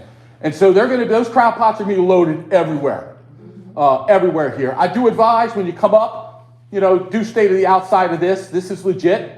And if it's low tide, it says 5 feet, but you're in skinny water. So, take that ride around, just come up. So you're coming up from here, straight up that ride. You can ride that edge and then right around. So you got the 2 options, right? You're going to go into the West River or you're going to go up into the Road River. Let's talk about the West River first. Limited dockage, right? It's a nice quick ride, but limited dockage. Stan and Joe's is nice. Okay, if you've been there, it's a nice place. There's plenty of slips, easy to get in and out of. They'll let you stay there half the day. They've got a nice little dock bar there. The food's not bad, so it's a nice place. The wind isn't bad, getting in and out of there, so not a big issue. Big Mary's Dock Bar, that place is a ton of fun, but you're probably going to need a smaller boat. So if you got something small, you can get up in almost all the way up one of the channels going up where you'll have sailboats. There's a lot of sailboats at that marina, but so you'll come through the channel going up, and Big Mary's Dock Bar is at the end of that. If you're a powerboat and you're beanie, you're not going to fit in there, right? I mean, I will tell you that those slips are fairly narrow, so you're going to struggle. You can call them; they'll give you a slip, but don't exaggerate your beam, because I've been in and out of there, and I think I had to grease the rub rails to get out. It was that tight getting in and out of the slip. So a lot of fun. You could drop an anchor if you got a dinghy and run it in there. So that is a lot of fun. So again, that's coming in here. Stan and Joe's is here. I've done it on a calm day. You can drop the anchor, but it's mud. I mean, it's muck. When that thing comes up, you better get your hose out, because it is pure muck. So I would say on a windy day, just be careful, put out a lot of scope, and just think about, I've even come back here and stayed out here for the day. In here was a little busy. There's a lot of traffic in there, so I'm not sure I'd recommend that. And then I did get a little, one day we rolled back in here and stayed back here. You talking about muck? I'm going to tell you, I bet you if you jumped in, you'd be knee deep or waist deep within seconds. That's you, once you jump in that water. So I'd probably avoid that. But here's where you're going to find Big Mary's Dock Bar, and you'll find Stan and Joe's. Good places to go. Is West River Yacht Club, is that one of the ones you have an association with? It's to the right there, yeah, right there. That's a good question. I'm not sure we do. I had something I was going to ask you guys. I don't know if you all had heard about this, but Herrington Harbour North purchased Harchie Yacht Yard and Yacht Harbor about 18 months ago. Up in here, correct? Down Yeah. a little bit. It's right there on the Point, right there. Oh, here at the point? Okay. And we've just installed, we've got all new mooring balls, 500-pound inverted pyramid anchors, all new hardware under the water. It's $1 a foot per night. We've upgraded the whole property, so come and see us in about 2 months. It's gonna be really, really spectacular. Put it in the newsletter. Okay, Harchie Yacht Yard, or Yacht Harbor is the name of the marina. And you are the? And I'm the harbor master. Thank you. With a cool little 1940s wooden boat, I'll take you for a ride around the West River if you want to stop by. What's the dollar for mooring balls? It's $1 a foot per night, and we've got 65 down to 35-foot mooring balls. Okay, so the mooring balls are Yeah, we are taking transients now. They stopped taking transients for several years there, but we do take transients. The place was established in 1865, so a 14-foot beam was mind-melting to them when they were building docks, so we do have a challenge as far as that goes. But we do have a lot of T-heads available and just different things like that, so it's a good little halfway stop if you're going north or south. Say the name one more time. Harchie, it's Hartge. Got it. Thank you. And we'll throw the newsletter here at Herrington Harbour North. Is it on the charts, this Harvey? We go to, Yeah, it's on active captain and everything. It's, like I said, they've been there since 1865. They just haven't been advertised much in the last 20 years. Probably a half-mile walk to like stand. Oh, yeah. A half-mile walk. Like loaner beach cruiser bikes and stuff that we give out to people if they can go to Stan and Joe's or Pirates Cove, and we have a pool, a partnership with West River Yacht Club. So we do have a pool there, and we got a beautiful front lawn that you can grill out on and things like that. And we're actually installing a new 24 by 30 outdoor entertainment area, similar to the Gedunk. Lots and lots of cool stuff. It's really nice, little tiny, it's just like. Yeah, it's a tiny little marina. I think we got 256 slips, but it's really come along nicely. Question back? Yeah, it's about 10 minutes drive from Irish School. Irish School is not far from it. Yeah. Yeah, you can easily walk it. Yep. What's the draft kick in here, or how big? You're not worrying about water getting in here. So coming into the West River, any point through here, you got a couple little points that are shallow, but they're well marked, and you'll have no issue with water depth back on the West River. Yeah, it's never seen an issue. It's 13 feet Yep. off of the A dock, like our main A dock that we use for transients. So it's like 11 to 13 feet off of that. But once you get back in the creek a little bit towards the H dock, it gets down to like 5.5 feet or so. And then it's not there lies the mud. Yeah, in the mud. Yep. But very quiet, very beautiful place. So next stop, Road River, quiet, serene, beautiful shoreline. Smithsonian Environmental is back there. You get to the road from the West River. I'll show you that. Very protected. A lot of crab pots. You're still going to ride that. Go back one slide, just real quick. So you're basically coming in and you're shooting up that way. We'll have a better slide of it. So you're coming around. This is going to be loaded with crab pots. Okay, you can't miss this. This is a huge red marker, so you will not miss this coming in. This is a fairly easy ride. A lot of traffic. We'll kid you not. A lot of boat traffic coming in here. And they don't obey the channel markers either. They No, go everywhere. they're everywhere. And they speed. I mean, we went there last year and we Yeah. had a hard time going up Rock River. It's everywhere, and sailboats are everywhere. You're going to bounce. Yeah, you're going to bounce around. Yeah, this is sailboats love, especially this area right here. It's a great place. Good holding. No issues with that. All of this area is nice. So I probably started going here, whether my father was naive or foolish, he'd give me the keys to the truck 40 years ago, and I would tow that boat down here. And we played on that island 40 years ago, and I swear to goodness, I don't think it's changed since. It's still the same. The only difference is there was some sandbars, right? And those sandbars are low now. So you just have to be careful. I watched my oldest son. He tested that sandbar. It still works, at idle. Took a little while to get that boat off, but it got off. So that sandbar is still there. So when you come around this turn, that green that's a easy marker to see. And then good anchorage all around here. Great anchorage here. If you want it to be lively, boom, that's the place to go. It's lively up in there, easy holding. You don't need a lot of scope. The water depth's great. You could probably get 4 feet from the island, and you still have, I'm sorry, not 4 feet, probably 20 feet from the island, and you may still be in 3-4 feet of water. So there's plenty of water up here. A lot of boats are going to get in tight. Some are actually going to beach themselves, right? They're going to pull right up on the island. So that part of the island's loud and noisy, but otherwise, people just hang around the outskirts. You'll love it. It's a great place. Again, just keep it in mind when you leave and you head south. If you got a south wind, you're going to bump a little bit. Take your kayak, your dinghy around the backside. That's a great ride. It's a beautiful place. There's nothing back there. You're not going to see anything. Any questions on the road? Good place? Your hometown.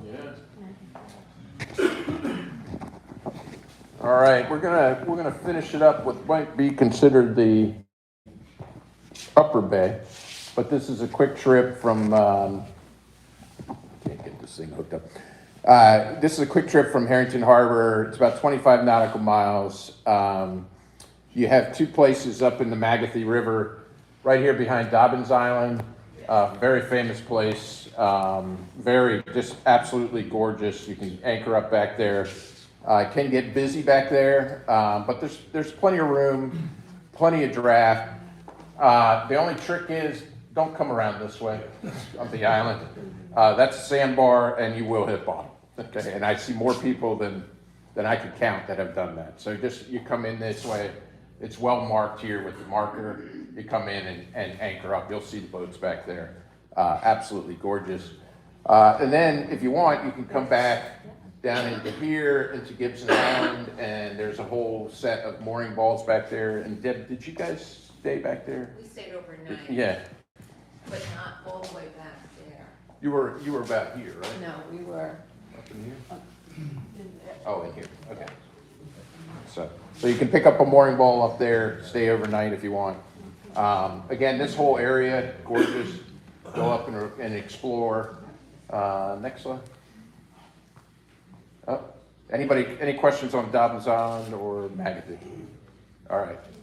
There is a little mud. Just think about Dobbins. We did a wrapped up at Dobbins, and wind picked up a little bit in the afternoon, probably 15.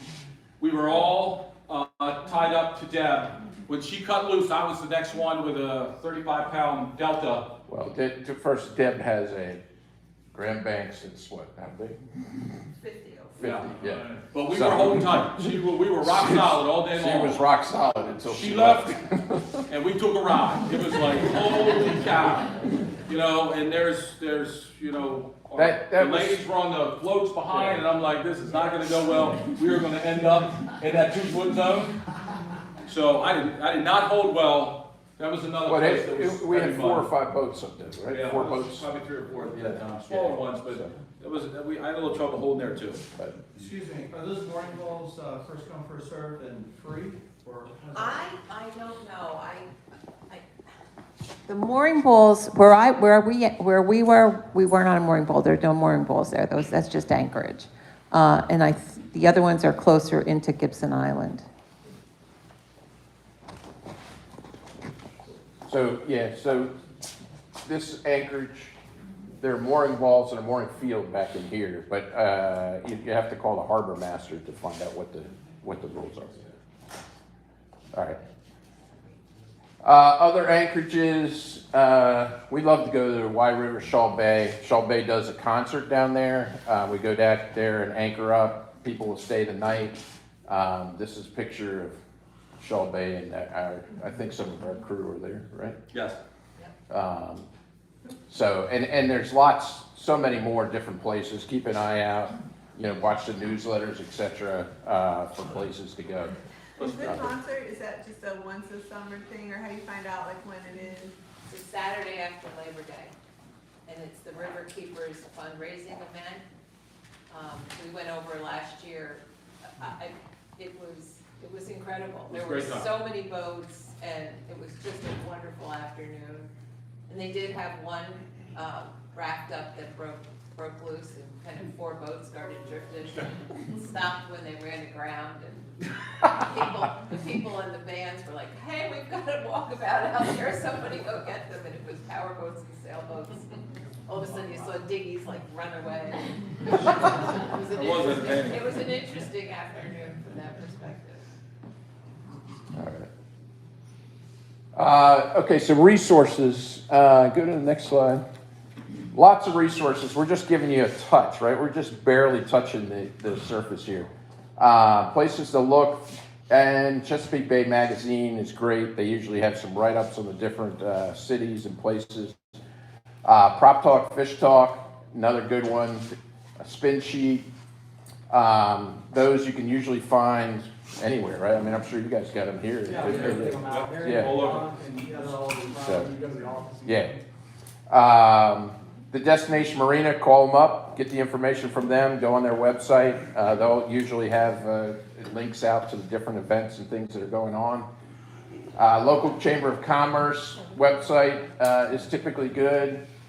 Local yacht clubs have great information that they put out.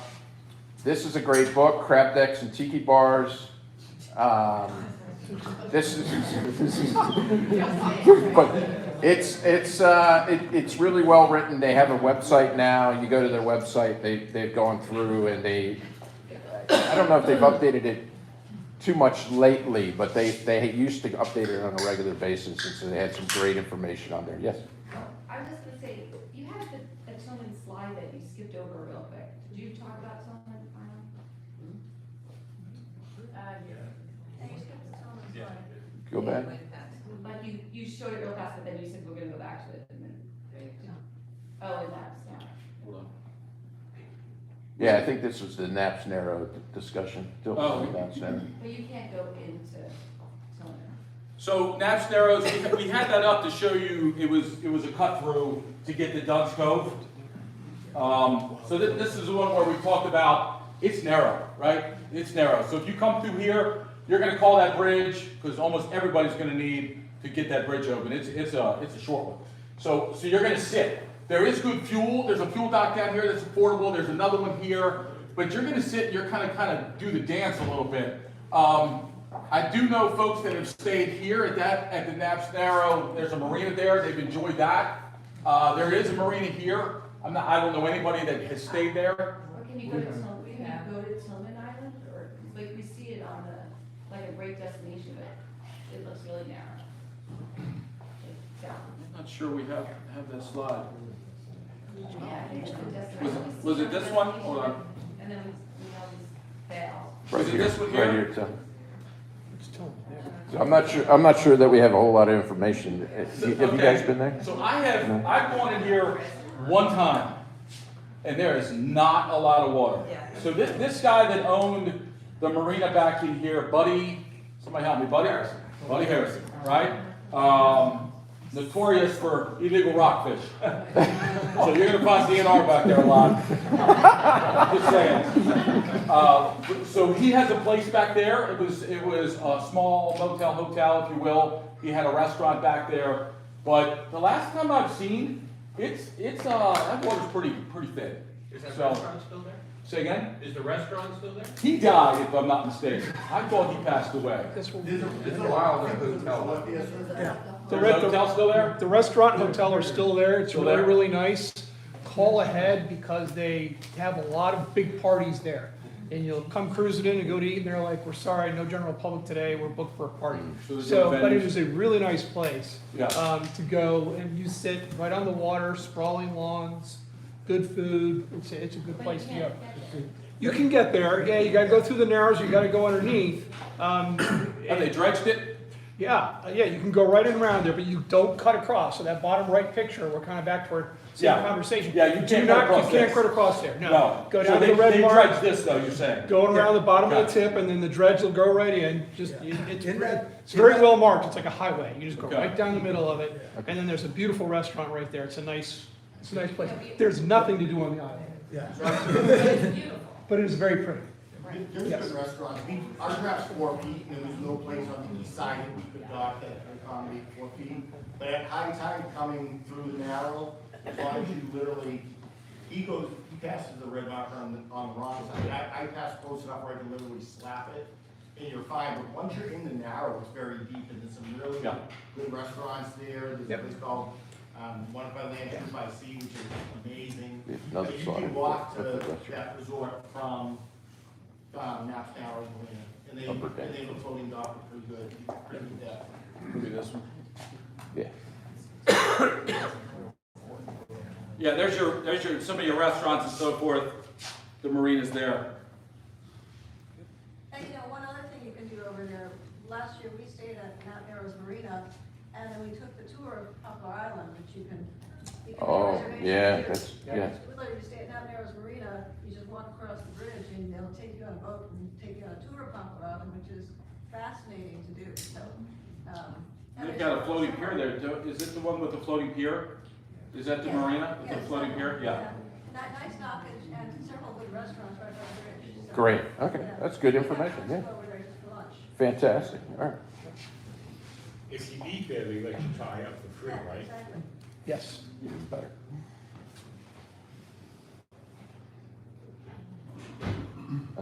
Keep going.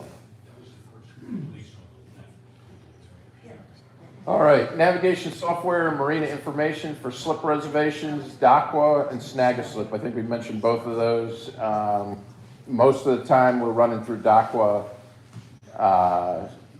Snag-a-Slip seems to be picking up with that. It could be either. I've only seen one marina that's only used Snag-a-Slip.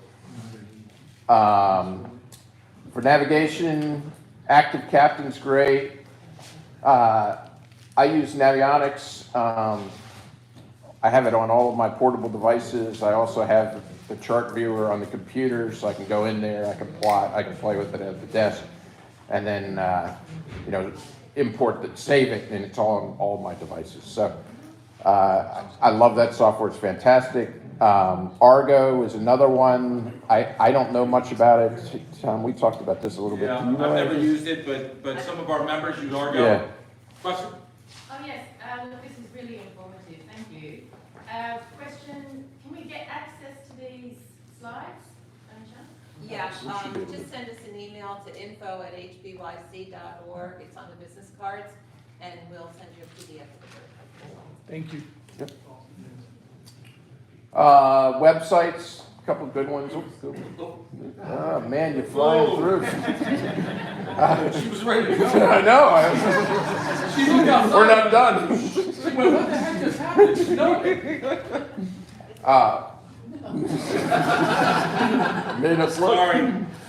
Daydreaming.com, coastalboating.net is great for anchorages. Let's see, Global Aqua Maps is another good one for charts. Marinas.com, Marina Life is another good one for anchorages. Of course, your typical waterway guides, and there's several different ones. What's Argo? So it's a navigation software, but I can't tell you anything else It's an app. about it. It's an app, and some people swear by it, like, if you put your route in, it'll tell you when you're gonna get there. I tried it, and I was like, it was totally wrong, it's like, I'm gonna be there in 20 minutes, I'm going, no, that's an hour. So I don't know whether I had my settings wrong, but, the guy that developed it is local. It gets They it gets a usually lot have of press around in like Chesapeake Bay Magazine, because the guy that runs it is a local. Oh, okay, So okay. it's a kind Very of local good. guy done good, but Yeah, he's the- still working the bugs out a little bit. Ah, okay. I talked to his daughter at the Bay Bridge Boat Show last year, and she says, here's my father's card, send him any comments you have. Yeah. But he typically has a booth at the Bay Bridge Boat Show.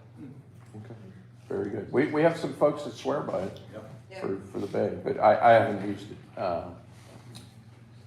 Waterway guides, as I said, there's several different Chesapeake Bay waterway guides. They're all, I'd say, equally as informative.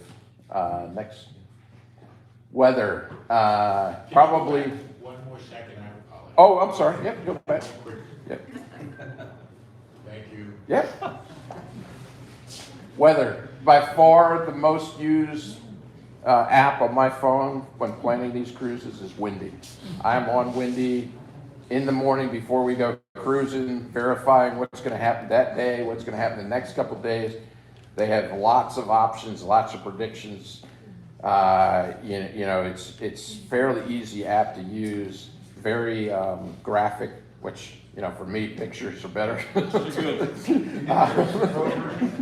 What's that? Do you use the pro version or do you use? I have the pro version just because that's what I like. I use it so much. I'm on the water probably Just use 400 the simple- hours yeah, a year. just the free one. But you can use the free one, and What is the pro OS version? I forget what it is. Farther than forecast. I think it's further ahead forecast and a little more detailed. Maybe less Yeah. advertising. Oh, more forecast models. That's right. Yeah. Predict wind is another one. Sail flow. Boats US for regular weather. The Boats US app is very good. I use that one religiously. To me, you know, so I use a Boat US member. So I just downloaded the app and I log in deal, and that thing has been almost fail-safe as far as the weather goes. You know, the only thing to keep in mind with windy is, you know, windy's great, but then you just got to do the math, right? So if you look at it and it says 15 from the south, well, you know that if you make a right and head to Solomon's Island, that's going to be a rough road. But there are others out there like the Boat US app will tell you wave conditions. It'll tell you, and actually you can zoom in and check some of the specific indicators out there and tell you wave. So Wendy will do that now as well. Wendy does that now? Yep. I must have the poor version. Yeah. Haven't updated. I'm on iPhone 4. I got a flip phone. I don't understand why it doesn't work. Annapolis Yacht Club Racing Results has weather on it. Are you familiar with that one? So I wasn't as familiar with this one. This is input from some of our members. You have to check it out. You got NOAAMarineweather.net for tides and fish currents is another good one. Our recommendations, always have a checklist before you go on a long trip, right? You're gonna go for a weekend trip, have a checklist, make sure you got everything. The worst feeling in the world is to find out that you're halfway there and that you've forgotten something or some critical element that you don't have, you need, right? My father was a huge fan of checklists, and it used to drive me freaking bonkers. Now I'm 54 years old, and I'm like, I gotta have my checklist. So, good idea. There's a good one here. Where did we get this from? This is Discover Boating, on Discover Boating, a very basic one to start as a base. Float plans, if you're going out by yourself, it's always good to provide a float plan. I don't know if I'd go into this much detail for a local trip on a weekend, but it serves as a great starter, right? Send somebody where you're going, when you're expected, etc., so somebody knows. Put that inflatable on. Sorry. Yes. I cannot express that enough. So this is one key thing. I know 3 people who have perished going to their boat during the winter, okay, and have fallen off the dock and drowned. So if you're going down to your boat, wear the inflatable, okay? It may look ridiculous, whatever you feel about it, but it's gonna save your life. And I know 3 people, if that's me, and I know 3 people that have died, there's a significant number of accidents that can happen there. We just pulled a guy out of the water on Tuesday on the Tennessee dock that fell in.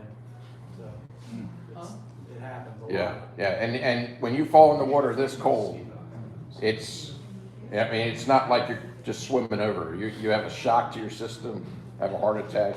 Yes, sir.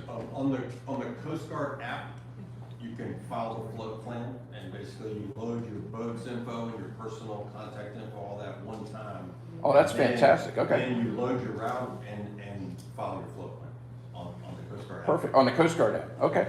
I did not know that. Great. It's good info. All right. Any other questions? Yes, sir. Just as a warning, I'm on Sea Dock. If you go into the water and it's low tide, the problem is the lowest rung of the ladder is right on top of the water. So if you try to get out of that, now, a lot of you are 22, 23, but I'm a little older. It's hard to do. Where? I'm talking to Mr. Cheney about it, and he knows about it, but it's hard to get out. It is a problem during the winter. There's a lot. It's hard to get, it very is low sometimes. tides during the winter. All right. I think that's the end, right?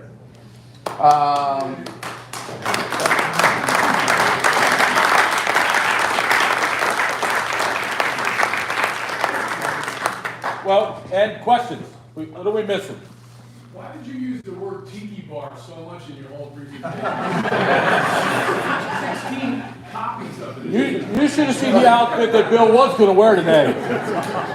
Something about the American flag and a Speedo. We had a whole plan here that Deb thinks on us.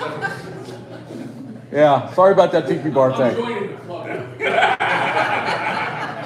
Just for that reason. Yes, ma'am. That's a lot of fun, I have to say. Thank you very much, this was incredibly informative. Does the club meet at South? Do you meet at North? Do you share a location? We have, Deb, you're standing up. Yep, you're up. You're up. Commodore. So Stuart Cheney has been very good to our club. We have a clubhouse, if you want to call it, at Herrington Harbour South. But we try to do events both at Herrington Harbour North and Herrington Harbour South during the year. This year we're starting something new, and feel free to join us if you want. We're starting third Fridays, we're calling them. It's going to be just a BYOB happy hour. It's going to alternate between North and South on the third Friday of the month. And it's going to be at Herrington Harbour South, our clubhouse, which is by H-Dock. And then over here, it's going to be by the Gadunk. And so it's just for us to have an opportunity to get together on a casual basis without, big fuss and stuff. But we do have we're going to do a sock burning at South. We're doing our opening day at South. We're doing a dock go round and picnic here in July. And then we have our fall feast at South in September. So we go back and forth as much as we can. We've had meetings at Happy Harbor. So Yeah, we're Happy doing it. Harbor, the owner is A sponsor. A member. Yep. He's traveled with us and he gives us a back room. We did, when Bill planned our cruises for this year, he gave us that room. We had a great spread and had a good meeting back there. We're doing our meeting there in March too. And the dues cover those events, or is there an additional? No, there's an additional charge for the events. Like our opening day, we have a band, and we have a band at our fall event. So we have a good time. We do a chili cook-off, we do a charity turkey fry, and it is snowing outside. We're doing charity. Sorry, I'm like a little kid in school. Wow, it's snowing. A charity event, turkey fry in November, where we deep fry turkeys. And everybody brings a potluck thing, and we donated over $700 to a local food bank this year from that fundraising activity. But it's not much. It could be $40 for something, $30, $50. Yeah, the upcharge isn't big. Yeah. Yeah. Sir. Are all the destinations distances from South? Yes, that's the numbers we use. Correct. And do you publish the list of where you're going for the next season? Yeah, it'll be up on our website end of March. Just go to hbyc.org, and our events are up on the calendar. Yeah. So I grew up in Maine, and the last thing we would do is burn our socks. So can you tell me? So I grew up in New Jersey, and I get that.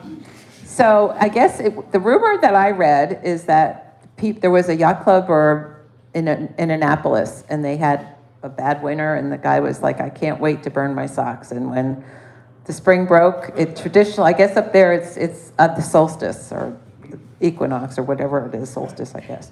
So we're doing ours a little late. We're doing it, I think, April 6th or April 8th or 15th or something. And I've had my husband, I was doing the laundry and I found a hole in the sock. I go, "Is this one going in the garbage?" He goes, "No, it's in the burn pile." I'm like, "All right, we're good." John? Kathy would like everybody to know, especially the ladies, that both Tom and Bill are good dancers. Oh, yes, Tom and Bill are great dancers.